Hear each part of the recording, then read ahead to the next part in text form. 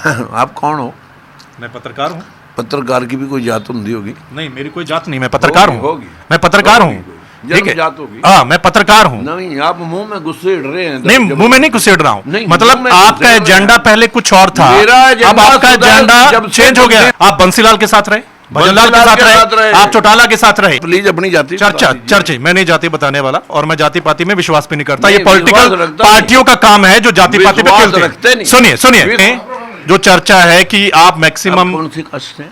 नहीं, मैं कास्ट नहीं बताने वाला। चलिए, राजकुमार सैनी जी हमारे सवालों का और ज्यादा जवाब नहीं देना चाहते।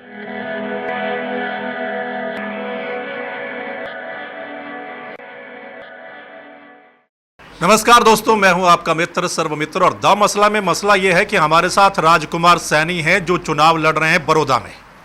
इससे पहले आपने देखा होगा, हमने बीजेपी के कैंडिडेट से बात की थी, कांग्रेस के कैंडिडेट से बात की थी, और इनेलो के कैंडिडेट से भी बात की थी। आज राजकुमार सैनी से बात करते हैं जो यहां पर चुनाव लड़ रहे हैं। सैनी साहब, कभी आप चुनाव नारायणगढ़ से लड़ते हैं, कभी कुरुक्षेत्र से एमपी बनते हैं, पिछली बार गोहाना पहुंच जाते हैं, और अब की बार बड़ौदा पहुंच गए। मतलब ये है क्या? देखिए, मैं पूरे प्रदेश को अपना घर समझता हूँ। जब मुझे गांव में सरपंच का लड़ना पड़ा तो मेरे गांव में 50 वोट थी और दूसरे गांव की 2500 वोट थी। बड़ी रसौर की, छोटी रसौर का मैं रहने वाला हूँ। बड़ी रसौर में 2500 वोट थी। वहाँ जाकर मैं चुनाव लड़ा और जीत गया। हाँ। जब मुझे ब्लॉक समिति लड़नी थी तो तब मैं सिढोरा जाके लड़ा था, और ब्लॉक समिति हमारी नारायणगढ़ थी। और जब मैंने जिला परिषद लड़ी तो मेरे वार्ड में मेरा गांव नहीं था, मैं दूसरे वार्ड में जहां सारा चौधरियों का ही वास था, उसमें जाकर के लड़ा था। और जब मैं एमएलए लड़ा तो उस वक्त सिढोरा कंस्टिट्यूंसी में रहने वाला मैं नारायणगढ़ जाके इलेक्शन लड़ा था, आउट कंस्टिट्यूंसी के, आउट बाहर अपने घर से दूर जाके।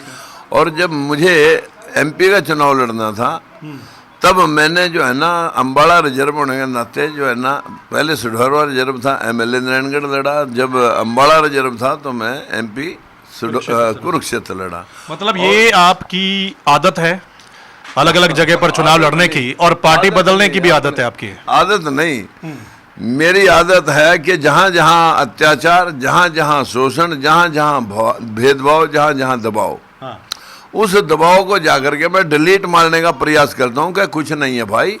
ये जो है ना, जब तक गद्दड़ भभकी तब तक आदमी जो डरते को सारी दुनिया डराती है। और जो लोग ये सोचते हैं कि भाई ये किसी की जागीर थोड़ी है, ये हम सब का प्रदेश है, हम सब का देश है। हमारे देश के अंदर 75% दलित और पिछड़ा जिसकी हिस्सेदारी ये अभी तक मोदी जी बैकवर्ड का चेहरा लगा के आए, और हिस्सेदारी 11% की कांग्रेस के समय से चली आ रही है। अगर मंडल आयोग की मानते तो 52% नौकरी मिलनी चाहिए थी। अगर सुप्रीम कोर्ट के आदेश की पालना होती तो फिर 27% बैकवर्ड को और 23% शेड्यूल कास्ट। लेकिन वो तो लोग आपका साथ नहीं दे रहे ना। आप कहते हैं कि आप सुनिए, आप कहते हैं मैं बैकवर्ड की लड़ाई लड़ रहा हूं। आपने 35+1 का नारा फैलाया, यहाँ पर फैलाया ना? नहीं, वो ठीक है, तो सुनिए, आप लोगों ने, मीडिया वालों ने नहीं फैलाया, आपने फैलाया। आपने एक बाइट सुनो, सुनिए, एक बाइट आप साबित कर देना। एक बाइट नहीं, सुनिए, वो क्यों कह रहा हूं? 35+1 की वजह से वो जो एक है उनके मन में आपके प्रति बहुत गुस्सा है। और वो गुस्सा इस हल्के में आपने देखा, देखा ना, आपने देखा कि वो लोग आपका विरोध कर रहे थे। अरे सुनो, वो गुस्सा मेरे भैया उस 35 का 34 का नहीं है। हाँ। अभी तो मैंने जब भेदभाव पे बोलना शुरू किया, अंधविश्वास पाखंड पर बोलना शुरू किया, तो भाई जगदीप शर्मा जी कह रहे कि तो 34 कह रहा। और ठीक इसी तरह से जाटों ने भी ये बात साबित करने का कोशिश की कि राजकुमार सैनी 35 कर रहा।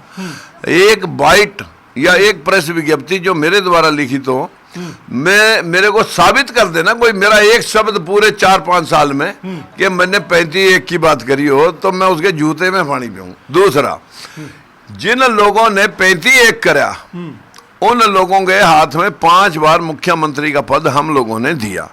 उन लोगों ने 55% नौकरी, 50 से 55% नौकरी के ऊपर कब्जा अपने आप कर रखा। 28% तो ये 68,500 और 69,000 लोगों ने जांच छुपा ली थी जब हाई कोर्ट ने आदेश करा कि इनको चार्जशीट कर। चलिए, वो ठीक, आपकी बात ठीक है, वो बहुत लंबा हो जाएगा। यहाँ पर आपका विरोध हुआ, किन लोगों ने विरोध किया था आपका? विरोध करने वाले तो ये है कि जब कब्जा छिड़वाने जाएंगे, आपका घर हो या मकान हो या हक हो, जब तो लड़ाई अगला यहाँ कौन सा कब्जा छुड़वा रहे हैं आप? यहाँ किसका कब्जा है? यहाँ कब्जा जो है ना हमारे प्रदेश के अंदर तो ये जो बैकवर्ड समाज है, दलित समाज है, इनका 75% जनसंख्या, हिस्सा 25%।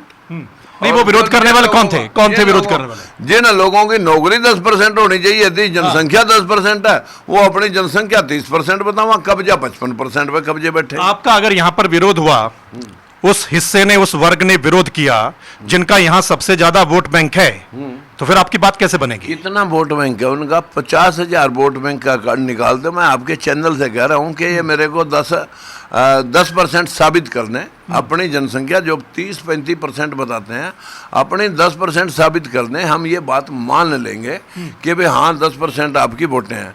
ये हल्के में आप 50,000 वोट इस 2 लाख में, अगर एक हल्के में हम उनके तो 90,000 से ज्यादा है। अरे वो तो उन्होंने कह रखी है, मैं कह रहा 50,000 साबित करने तो बेटर लगाएं, करोड़ की 2 करोड़ की जो साबित करने, 50,000 वोटों को साबित करने कि भाई हमारी 50,000 है। 50,000 का मतलब है 35% वोट, 1/3, और 50,000 वोट एक हर तीसरा आदमी फिर उनका होना चाहिए, हर तीसरा आदमी। चलिए सुनिए, यहाँ पर चर्चा यही है कि राजकुमार सैनी अगर चुनाव लड़ रहे हैं तो उसका फायदा कांग्रेस को होगा, नुकसान होने वाला है बीजेपी को, क्योंकि आप जितने भी वोट लेकर जाएंगे वो SC BC के सैनी के वोट लेकर जाएंगे।